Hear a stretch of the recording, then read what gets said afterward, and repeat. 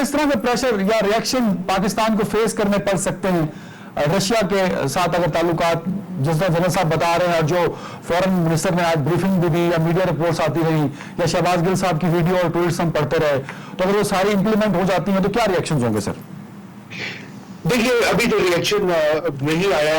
आप भी ये सुमेरा बता रही थी कि फॉरेन ऑफिस ने जिक्र किया है कोई फोन कॉल वगैरह का। अभी तो ये मेरे ख्याल से आगे आएगा। अभी तो ये एक मुलाकात थी। देखिए, सबको पता है ये पहले से शेड्यूल्ड मुलाकात थी। ये तो नहीं करना कि इमरान खान साहब जो है वो पुतिन की मदद के लिए पहुंच गए, ऐसी तो नहीं थी। ये तो कई हफ्तों महीनों पहले सेट होती है मुलाकातें। अब क्या पता था इमरान खान को कि वहां पे जाके तो पुतिन साहब जो है चढ़ाई कर देंगे, गोलाबारी स्टार्ट कर देंगे।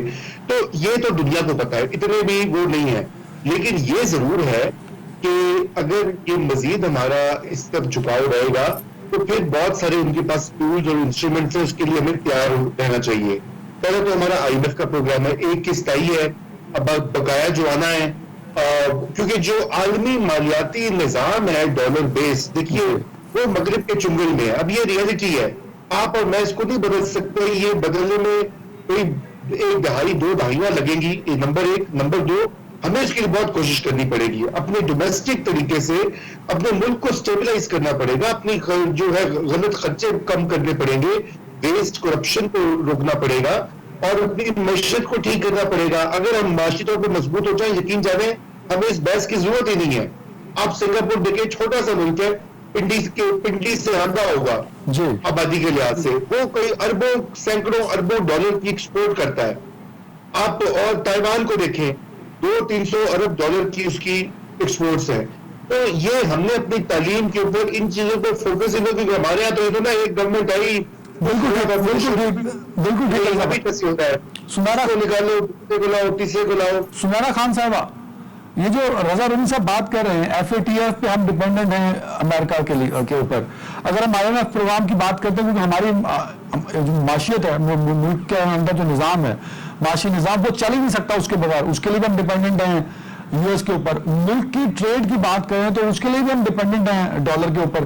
तो जब सारी डिपेंडेंसी आपकी US के ऊपर है, तो आप अपनी जो डिप्लोमेटिक रिलेशंस हैं, जो टर्म्स हैं, उसको अगर आप तब्दील कर रहे हैं तो उसका इंपैक्ट कहीं ना कहीं तो आएगा। उसके लिए क्या हम प्रिपेयर हैं?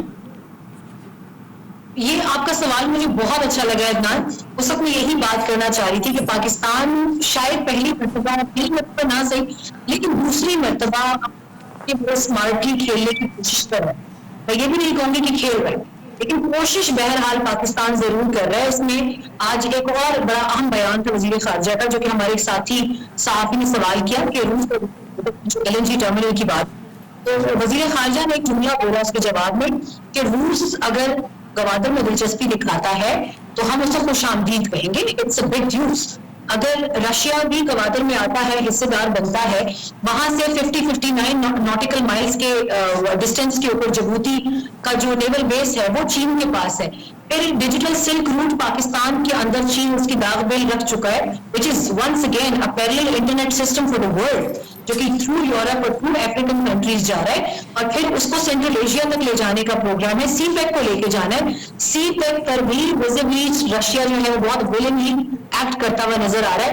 फिर जो Pakistan stream gas pipeline program है नॉर्थ साउथ, उसके हवाले से बड़ी पेशरफ्त हुई है, उसके हवाले से कहा गया कि वो जल्द मुकम्मल किया जाएगा। आई थिंक कि पाकिस्तान, और फिर वजीर खारजा ने कंक्लूड अपने रिमार्क्स इस पे किए जब मैंने दोबारा उनसे पूछा कि अमेरिका और पाकिस्तान, नेट प्राइस का स्टेटमेंट था ब्रीफिंग में एक सवाल पे, तो उन्होंने कहा कि पाकिस्तान को कन्वे किया गया है कि पाकिस्तान अमरीकी मुश्तरका मफादात का ख्याल रखा जाए, यानी इस विजिट पर जो उनसे किसी सहाफी ने सवाल किया था स्टेट डिपार्टमेंट में। तो वजीर खारजा ने कहा कि हमने भी उनको जवाब में ये कहा कि पाकिस्तान सबसे पहले अपना मफाद देखेगा। आई थिंक अब हम उस दौर में जा चुके हैं अदनान कि इवन पाकिस्तान से भी मैंने कुछ आवाजें सुनी हैं कि for the defence procurement, for better advance defence capabilities, Pakistan को इवन इजराइल से भी अपने रिलेशनशिप बनाने चाहिए, इफ नॉट रिकग्निशन, डिफेक्टो ना, डिजोर ना सही, डिफेक्टो। अगर इतनी हद तक अब डिस्कशंस या बातचीत शुरू हो गई है तो कहीं ना कहीं हमें मान लेना चाहिए कि पाकिस्तान की भी थिंकिंग डायनामिक्स चेंज हो रही है। पाकिस्तान अपने डिफेंस पॉजिटिव इंपैक्ट। मुझे ब्रेक तक जाने का कहा जा रहा है, 37 में कमेंट कर दीजिएगा। पूरी दुनिया यूक्रेन पे किए गए हमले पे कमेंट कर रही है और मेजॉरिटी 99% उसको कंडेम कर रही है। पाकिस्तान खामोशी से कोने में खड़ा है, तो इसका कोई रिएक्शन नहीं आएगा कभी भी। देखें, इसके रिएक्शन पे आप फिर ब्रेक ले लें। मैं आपको वो 5 ओकेजन बताना चाहता हूं जब हमने दुनिया सारी के प्रेशर को नेगेट। सर 120 सेकंड दिए सर आपको, क्या याद करेंगे अपने हिस्से के? ओके ओके ओके, ब्रेक ले लो। पहली बात यह है, अरे बोल सर, बोल 5 मौकों पर बोल सर। 5 मौकों पर अब पाकिस्तान पर प्रेशर आया डायरेक्ट अमेरिका से और हमने डिनाई किया जी, या दूसरे मुल्कों से। पहली बात यह है कि जब हमने न्यूक्लियर एक्सप्लोजन करना था तो अमेरिका ने ऑफर भी की, धमकी भी दी और सारे इशारे किए, लेकिन हमने कहा नहीं, ये पाकिस्तान के मफाद में है, हम करेंगे, और हमने किया, कोई क़यामत नहीं आई।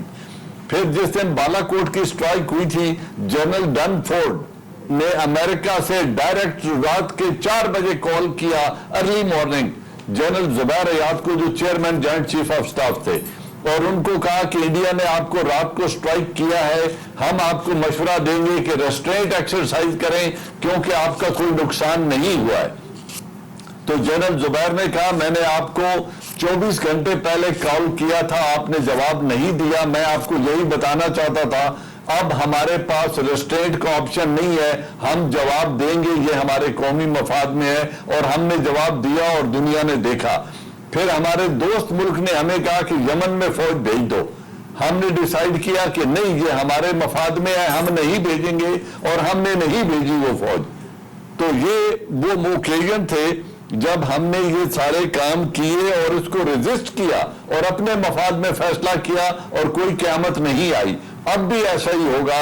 हमारे यूक्रेन से अच्छे ताल्लुकात हैं, हमने उनको, दोनों ममालिक को ये कहा था कि आप अपने डिप्लोमेटिकली, पॉलिटिकली अपने मसले का हल तलाश करें, लेकिन वो भी मुल्क अपना मफाद देखेंगे, और उनको मरवाया है यूक्रेन को अमेरिका और वेस्ट ने। क्यों वो उनको नेटो में शामिल करना चाहते हैं जब पहले उनके न्यूक्लियर वेपन उनसे तबाह करवा चुके हैं और उनकी वो कैपेबिलिटी उनसे वापस ले चुके हैं यूक्रेन की, और मुकम्मल तौर पर अपने ऊपर डिपेंडेंट बना के आज जरा जाए ना उसकी फिजिकली मदद करने के लिए। सर बिल्कुल सही सर। आज जनरल साहब गुफ्तगू हुई रूस के दौरे पे और यूक्रेन पे, आपने नवाज शरीफ को क्रेडिट तो दिया कि प्रेशर था नवाज शरीफ पे एटमी धमाके करने का, पर उसने कर दिया प्रेशर। मेरी जाती समझ में नहीं।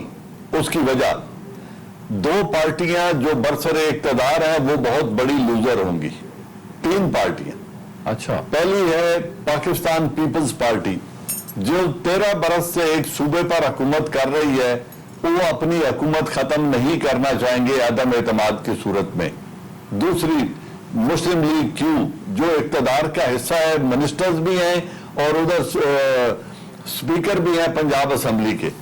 अगर इक्तदार से अलग होते हैं तो नून और पीपल्स पार्टी और पीटीआई में से उनको कुछ नहीं मिलेगा, वो अपना सब कुछ लूज कर बैठेंगे, जो 5 मेंबर्स की जमात है। और तीसरी बात, सारे अपोजिशन मिलकर लूजर होगी 2 मौकों पे जी। अगर ये तब्दीली ले आते हैं, अगर ये कामयाब हो जाते हैं करने में, अगर असेंबलियां डिजॉल्व होती हैं, तो ये MQM, GDA, Muslim League Q and Peoples Party अपने हाथों से अपने इक्तदार का खुद खात्मा कर देंगे।